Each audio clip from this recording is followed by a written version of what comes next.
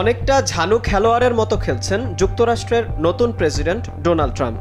যুক্তরাষ্ট্রের সাবেক president Joe বাইডেনের সময় নিয়োগ করা আইন বিভাগের সব অ্যাটর্নিকে বরখাস্তের নির্দেশ দিয়েছেন আমেরিকার বর্তমান প্রেসিডেন্ট ডোনাল্ড ট্রাম্প। মার্কিন প্রেসিডেন্ট স্পষ্ট করে দিয়েছেন আইন বিভাগ থেকে বাইডেন যুগের সমাপ্তি হবে। আমাদের হাউস পরিষ্কার করতে হবে, পুরনো আত্মবিশ্বাস ফিরিয়ে আনতে হবে। আমেরিকার স্বর্ণযুগের জন্য একটি ন্যায্য বিচার ব্যবস্থা থাকবে, যার কাজ আজ থেকেই শুরু হবে।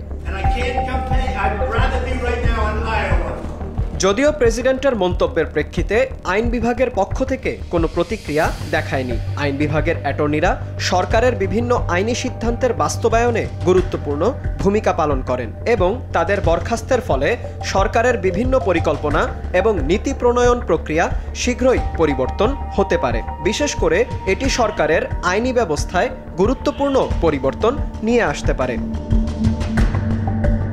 গেল সপ্তাহেই হোয়াইট হাউসের পক্ষ থেকে বেশ কয়েকজন মার্কিন অ্যাটর্নিকে চাকরি থেকে বরখাস্তের চিঠি পাঠানো হয়, যারা প্রত্যেকেই বাইডেনের সময় নিয়োগপ্রাপ্ত। ইতিমধ্যেই কয়েকজন অ্যাটর্নি জানিয়ে দিয়েছেন তারা ইস্তফা দিচ্ছেন। সমালোচকেরা বলছেন মার্কিন অ্যাটর্নিদের বদলের রীতি নতুন নয়। সাধারণত প্রশাসনের তরফে তাদের পদত্যাগপত্র দাবি করা হয়, কিন্তু এভাবে এর আগে কখনো নির্দেশ জারি করে চিঠি পাননি কেউ, এমনটাই জানিয়েছেন যুক্তরাষ্ট্রের আইন বিভাগের বর্তমান এবং প্রাক্তন আইনজীবীরা। রাজনৈতিক পর্যবেক্ষকরা বলছেন এটি ট্রাম্পের ক্ষমতার জোরালো প্রদর্শন, যেখানে তিনি তার প্রশাসনের নিয়ন্ত্রণ আরও শক্তিশালী করতে চাচ্ছেন। যদিও কিছু সমালোচক বলছেন যে এটি রাজনৈতিক উদ্দেশ্যে ব্যবহার করা হতে পারে, তবে ট্রাম্প সরকার এই পদক্ষেপকে ন্যায্য বলেই দাবি করছেন।